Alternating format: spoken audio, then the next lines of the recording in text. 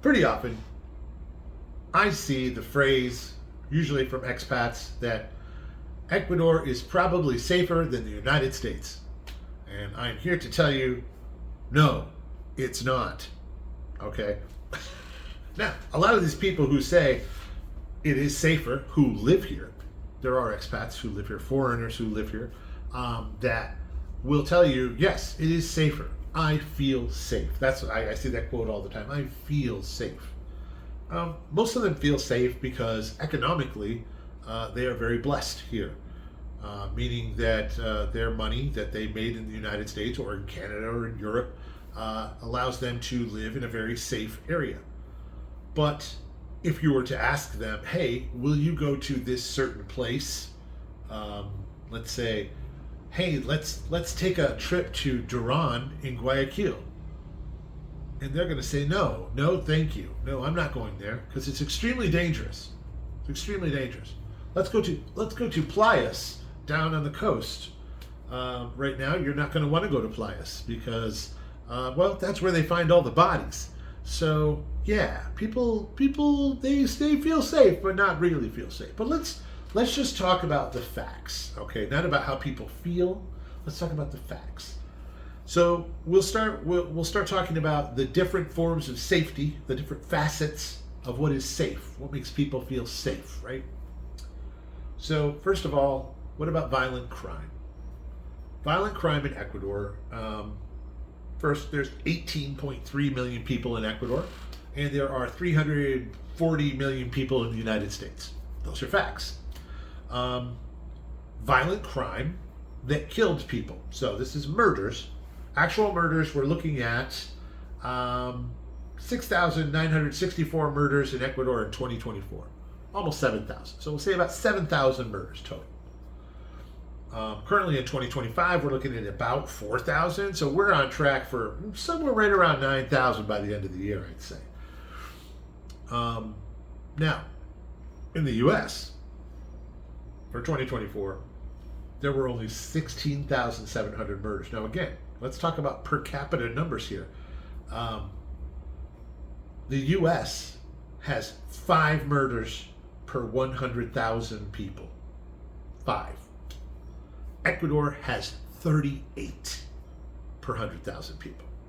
That is vastly more violent and more dangerous than the United States. Now, you are not going to see outside of Ecuador the news talking about murders in Ecuador, unless it's something, like really outrageously bad. And here, there's a lot of outrageously bad stuff going on, and you are never going to see the news unless you somehow, you could watch my video on the different places where you can get news about Ecuador, real news, not filtered through CNN, who doesn't give a crap about Latin America. So that right there tells you that there's a lot of violent crime here. Now, like I said about the expats who have some money and they can afford to live in places that are safer, you can also choose to live in a place that's safer, that maybe isn't even all that much more. It's not really more expensive. Some of them are much poorer, actually. There are a lot of regions of Ecuador where there's very little crime, and that's usually because there is no reason to go to them for the criminal element. What do I mean by that? Well, some of the highest crime areas are because there are drug cartel gangs. Now, these gangs used to help the cartels, and probably still do, secure their routes from the border of Ecuador to whatever shipping port they're bringing their drugs to. That's what they did. And when they did it, during those days, there was very little violence. Very little violence at all, because they had a job going. They were making money hand over fist. They weren't interested in killing each other. They had an agreement. Well, they don't have an agreement anymore. And the government is at war with them. And they're making their lives very hard. So their business is drying up. So what are they doing? Well, they're going after the same business, and they're killing each other to make sure they get it. And they're coming up with new businesses. Well, some of their new businesses are targeting or vaccinating, extorting the population of Ecuador. And it's usually people that won't fight back, that are safe to go ahead and extort. The police won't do anything about it. You can go and report it, but unless you're prepared to pay the police to investigate, you're probably not going to see anything happen. And it only takes a moment for these extortionists to execute their plan of you pay me or I kill you. You pay me or I kill your family. You pay me or I make something else horrible happen. Now, the worst part about these things is like, we don't know what percentage of these vaccinators, these extortionists, are real, are actually capable of carrying out their threats. We don't know how many. But it doesn't matter because people are just going to assume they are. And I know several people, professionals, doctors, a lawyer. We know some business owners that have basically just closed up their house and moved away to avoid the vaccinators. Because there's also no guarantee that you're going to pay them and they're not going to kill someone. Because they think maybe, they paid it, but it wasn't enough. I should get more. And they keep asking for more and more and more. So that's what's going on. You've got these drug cartel gangs branching out into other ways of making money because there aren't any jobs. All right. And it's not like you're going to see these guys go from, gangster to I want to be a fisherman. They're not going to go from gangster to I'm going to drive a taxi. It's not going to happen. They're used to making ridiculous sums of money for just intimidating people, and that's what they're good at. That's it. So, but that is also why there are certain areas that are almost completely crime-free, because they're not on the route from the drug-producing nations of Colombia and Peru and Bolivia to the ports of Ecuador. If they're not on those routes, you're not going to see this kind of crime. So there are some places in the Sierra, up in the mountains, where these indigenous communities who also know how to handle any kind of robbery or theft, they find the person who did it, they strip them down and they whip them. And if they're strangers and they did something even worse, they burn them. And no, I'm not joking. It's happened many times. They don't go to the police. And actually the police kind of step back and get out of the way. Yeah, it's a crazy place, man. It's a crazy place. But just like in the United States, right? Like, I lived in New Hampshire, and everybody I knew carried a gun. Because were we afraid of crime? No. We're a state that believes that a polite society is an armed society. An armed society is a polite society. You're not going to do stupid things. And I was per capita murders per year, you're looking at 1 per 100,000 in New Hampshire. And then you've got someplace like California, right? Much larger, has a bunch of big cities in it, and they're a gun control state, right? Like, they're like, oh, you can't do anything. We show you guys, you're not going to be able to use your guns. Well, guess what? 7 per 100,000 is their murder rate. So that's how that goes. Anyway, so there are safe places from violent crime in Ecuador. And fun fact, those gangs that I was mentioning, the drug gangs, currently I think the biggest ones are the choneros, y los lobos. The wolves. As of this week, they have been declared terrorist organizations by the U.S. government. Some people, I actually said this to somebody and they said, ooh, big scary. Yeah, it kind of is. It's not a joke. If you are unsure as to how the U.S. treats terrorist organizations, you might want to go back and check the news about it, because they basically turn them into glass. They will destroy them in any way, shape, or form. They will infiltrate them. They will make their lives a living hell. And That's exactly what we need.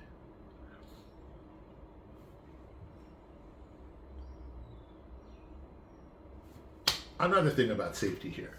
So outside of the big one, which was the violence, right? The violent crime, the murders. You also have an inordinate number of traffic fatalities here. In the United States, your traffic fatalities are 13 per 100,000 people. Here in Ecuador, it is 21 per 100,000 people. And there's a lot of factors involved in that, but a lot of it is just that people don't care about safety. Like, life here is really cheap sometimes, and it's horrible. It's super sad. I mean, some of this is vehicle maintenance and enforcement, right? Like, there is a bus that goes by my house every morning at 5:30 a.m.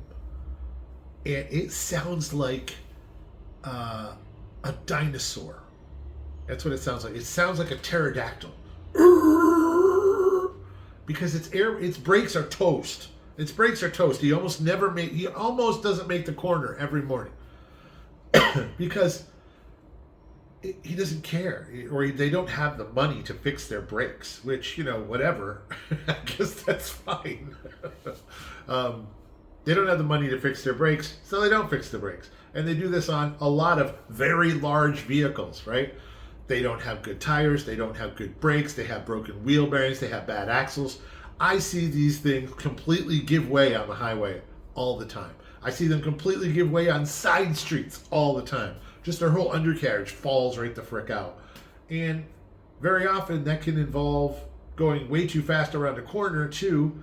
And we literally have daily massive bus crashes that they kill people.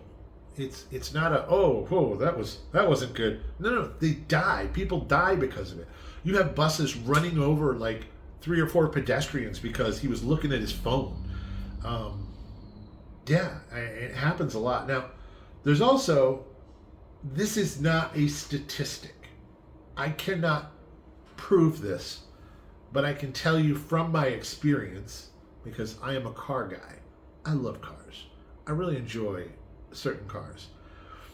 For instance, I know the feel of a good door when you close it in a car. We went to look at some Chinese cars, and they are not famous Chinese cars. So they're not BYD, they're not Geely. They are, one of them was a Cherry, but they are some that I haven't even heard of. So they're like third level Chinese cars. And they are supposed to, it's really funny because they even give them names, and they steal the designs of famous American brands. Like GMC, they've got here a JAC, and they literally look like GMCs. It's just awful. But you close the door, and the door doesn't close right because it's so light. It's so incredibly light. And you have these trucks that are being driven by these tiny little 4-cylinder engines, and they don't weigh anything. And I'm telling you, I have seen so many of these cars end up on their roofs, like in the middle of a city. Like, there's no reason that they should somehow end up on their roof, except for the fact that they're too light and they're poorly constructed. And so, in my opinion, the poor material and poor safety of these Chinese cars is also part of it. But the prevalence of pedestrians, there's a lot of pedestrians here. There's not just, how in the United States, we have whole cities that are just not walkable, so you don't got a lot of pedestrians. This is not like that at all. Like, there's pedestrians everywhere all the time. They're even walking to places they shouldn't. So you do have that problem, and people get hit. And then you add in the prevalence of motorcycles. There are way more motorcycles here than there are in the U.S., and they drive like crazy people. Then you add in the prevalence of taxis. There's a lot more taxis here than there is in the U.S., and they also drive crazy. And you add in the prevalence of electric scooters. Yes, I have an electric scooter. I love my electric scooter. And I also love the fact I don't need a license to drive it. And yet I'm out there, like the transit cops can't even stop me. Right? The transit cops can't do anything except if I get creamed by a car, then they get to stop and say, "Who hit this man?" That's just exactly what they did when I fell off my bike. Um, but but yeah, the scooter drivers they can be dangerous. They get in the way. They completely ignore traffic signs and stuff. They just do what they want. They go the wrong way on one-way streets because they pretend they're a bicycle. But it's yeah. So. Vehicle fatalities here, they are a big deal, and they are something that can affect expats as well as Ecuadorians.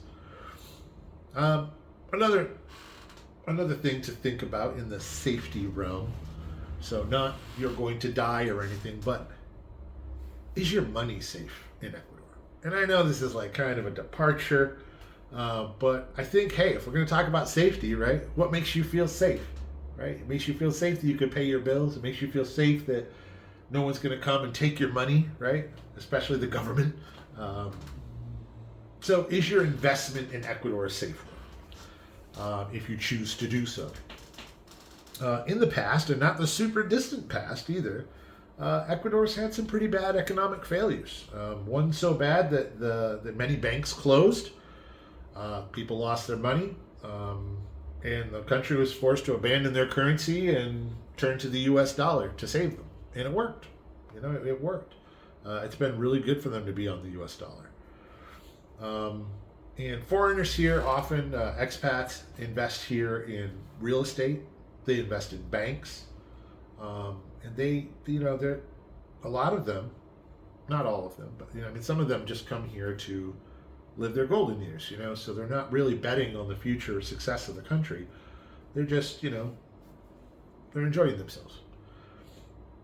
I, on the other hand, I'm betting on the success of this country.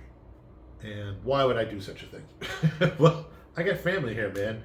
I love them, and I don't want to see things go bad here. I don't. I want to see them get better and better. And I can tell you, just in the time that I've been here, which isn't very long, things have started getting better. And you wouldn't know it by looking at the news, all right? You won't know it by looking at the news. But if you look at the financial side of things,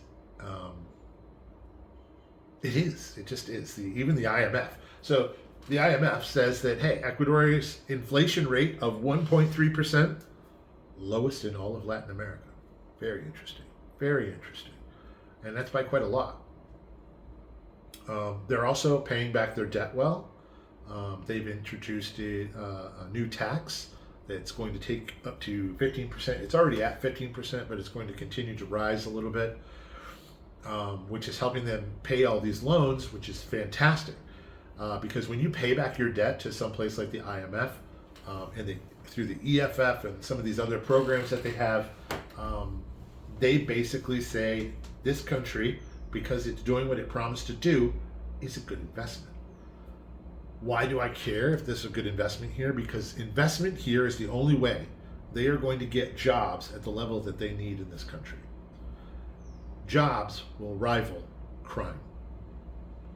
If you have a choice between I could go and earn a living to take care of my family without being murdered versus I'm going to go live a life of crime and probably get murdered, which one are you going to take? Probably the one where you take care of your family, especially in a society like this that values family so greatly. I love that about this place. I absolutely adore that. The economy in 2025 is growing at a rate of about 1.7% this year. Now, you may say to yourself, that's crap, man, that's garbage. It's better than a 2% contraction, which is what happened last year. Yeah, that's a big deal. That's a big deal. They had a 2% retraction last year, and it has bounced back by 1.7%. And I only see it going more. I really do. I see it going and getting better. They have also talked about they are readying bases here to bring in U.S. military. And if that happens, along with this designation of terrorists being Los Choneros and Los Lobos, that adds security. Security is one of Ecuador's biggest problems. It is. Even the IMF says so.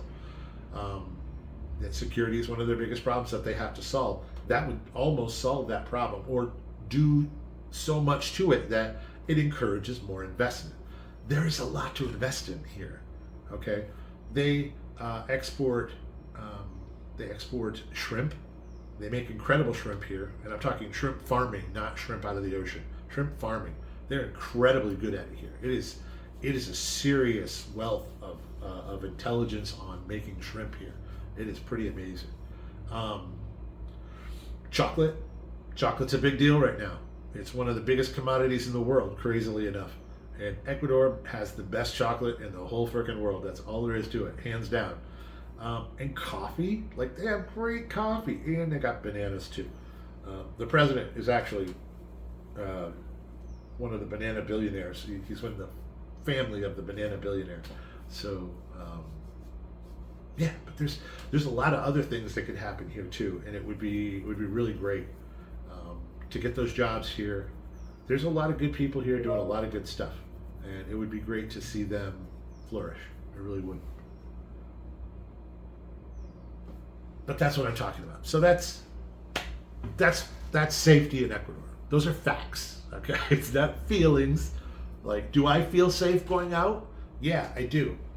Do I keep my head on a swivel? Yes, I do. Am I gonna wave to a bunch of guys on their motorcycles with masks on and riding two on a motorcycle coming toward me slowly? Actually, I might do that just so that they know I see you. Anyway, that's what I got. I hope it was helpful. Let me know in the comments if it was. Go ahead and tear me apart if it wasn't. And I'll talk to you later.